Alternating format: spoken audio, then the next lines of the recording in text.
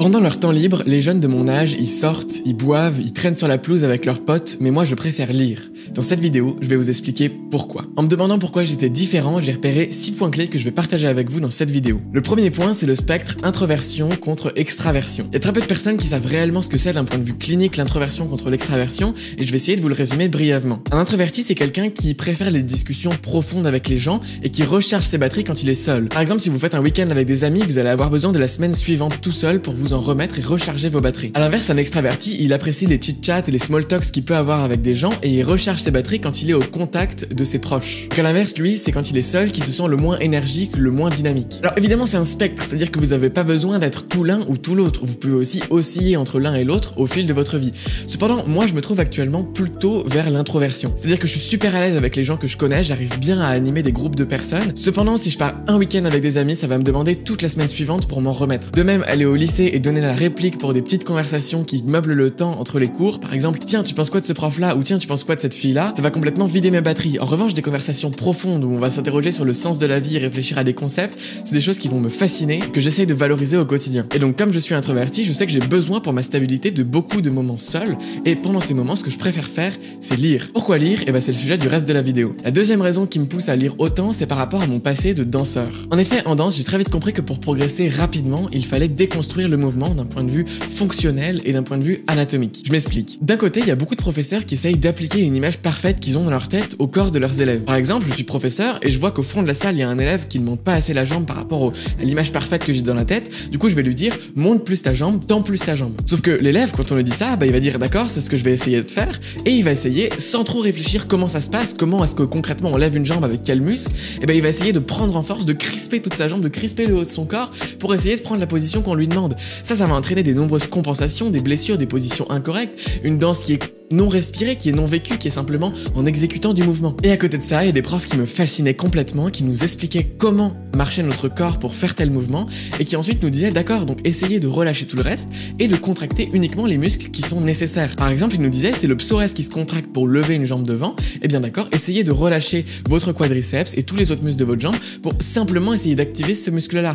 Et on se rendait compte que c'était magique, puisqu'on commençait à cibler beaucoup plus précisément grâce à la sensation de notre corps, les muscles à activer pour faire tel ou tel mouvement. La compréhension de notre corps, ça nous permettait d'avoir des mouvements qui étaient bien plus sentis, bien plus conscients, et finalement une danse bien plus respirée, bien plus belle. Bah, ce processus-là, d'avoir d'un côté des gens qui essayent d'avoir une vision parfaite du monde et de rentrer toutes les choses qu'ils voient dans cette vision parfaite, donc tous les élèves par exemple pour un professeur qui voit dans cette image parfaite du mouvement, et à côté de ça, d'avoir les gens qui essayent de comprendre profondément tous les concepts pour les réorganiser dans une réalité ou dans un mouvement qui est bien plus conscient. Mais cette distinction-là, j'ai pu la remarquer ensuite dans absolument tous les domaines dans lesquels je me suis aventuré. Et par exemple, pour la connaissance, eh bien cette vision simpliste, ça va être j'ai une vision du monde qui m'a été donnée par ma culture de base, c'est ce qu'on appelle l'ethnocentrisme en particulier, et on va avoir quelque chose qui s'appelle le biais de confirmation qui va faire en sorte que tous les événements qui vont dans le sens de ce qu'on croit vont passer notre filtre, et tous ceux qui vont à l'encontre de ce qu'on croit, eh bien soit on va les rejeter complètement et les ignorer, soit on va les prendre pour affirmer que le contraire est vrai. Autrement dit, on va avoir l'image parfaite de comment doit être le monde, l'image parfaite du mouvement,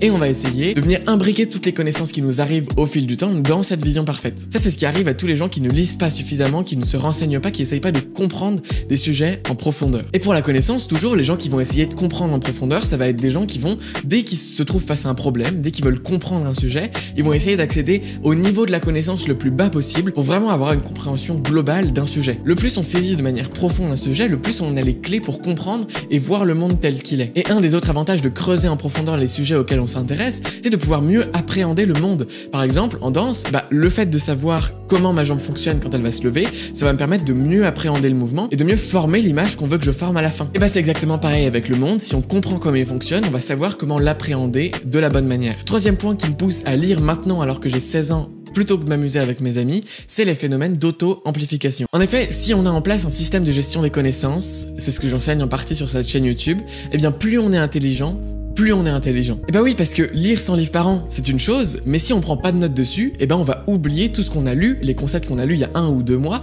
et donc on va devoir recommencer à zéro à chaque fois qu'on commence un nouveau livre. Alors qu'en prenant des notes sur ce qu'on lit, premièrement on va s'assurer qu'on a compris les concepts du livre qu'on était en train de lire, mais en prenant des notes sur ce qu'on lit et en sachant comment on traite l'information, eh bien on va plus facilement retenir les concepts, les modèles mentaux principaux qui nous sont transmis dans un livre. Et évidemment, plus on lit, plus on a de concepts et de modèles mentaux qui nous viennent des livres qu'on lit, plus on va pouvoir les appliquer à de nouveaux concepts qu'on découvre en lisant plus de livres. Donc plus on est intelligent, Et en fait, si on imagine bien, la courbe de notre intelligence, elle n'est pas linéaire, elle est exponentielle. Pourquoi? Et bien parce qu'en fait, quand on fait l'effort de déconstruire les contenus qu'on prend, de décortiquer les concepts qu'on nous apprend, et ben on va pouvoir voir que ces concepts, ils s'appliquent bien souvent à d'autres disciplines, et donc chaque apprentissage que l'on va faire, ça va être de plus en plus facile, puisqu'on va avoir des sortes de concepts transverses qui nous permettent de comprendre plus de domaines à la fois. Pour en savoir plus sur ces sujets-là, sur la méthode Zettelkasten de prise de notes, certainement la méthode la plus puissante de notre siècle, je vous invite à cliquer la vidéo qui va s'afficher en fiche juste ici et dans la description pour en savoir plus. Et ça nous emmène au 5e point qui est que je veux innover. En effet, il y a un gars qui s'appelle Schumpeter qui dit que l'entrepreneur, c'est un innovateur. Ok, mais qu'est-ce que c'est qu'un innovateur? Eh ben, un innovateur, c'est quelqu'un qui applique une invention théorique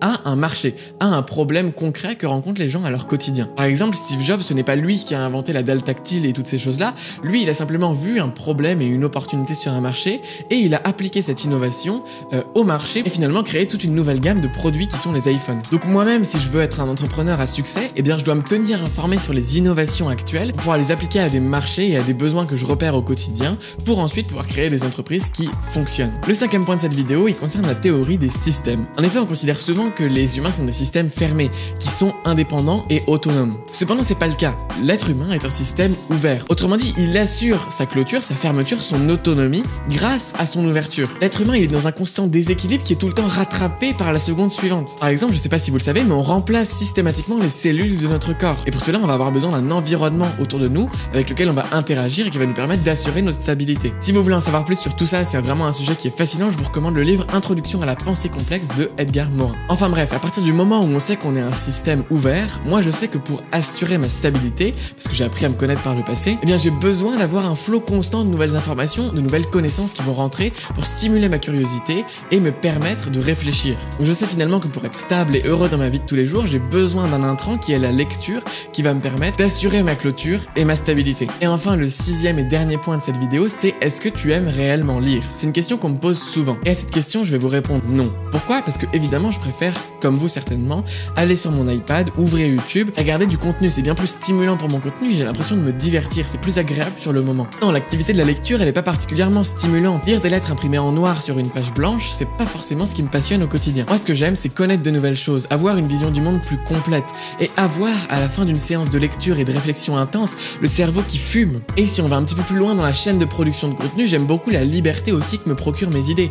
Mes idées, je les ai en lisant et mes idées me permettent aujourd'hui de vivre de mon contenu et donc de me donner une liberté financière et géographique absolument immense. La lecture pour moi, même si ça peut paraître comme une action contraignante pour vous, et ben en fait, c'est ce qui me libère de toute contrainte. Donc je ne sais pas si cette année je lirai réellement 100 livres. Peut-être que j'en lirai seulement 50, mais c'est pas grave. Parce que c'est pas forcément le nombre qui compte, mais c'est l'application concrète que je vais avoir des concepts que je lis. Et une des applications concrètes, c'est cette chaîne YouTube. Alors si vous aimez le contenu que vous êtes en train de regarder, n'oubliez pas de vous abonner. Et voilà, c'est tout pour cette vidéo. Si vous voulez rester sur YouTube encore un petit peu avant d'aller prendre un bouquin et que vous voulez rester avec moi, je vous invite à regarder à gauche une vidéo qui vous parle de lecture rapide et à droite une vidéo qui vous parle de comment je retiens tout ce que je lis. Quant à moi, je vous souhaite une excellente journée. Salut!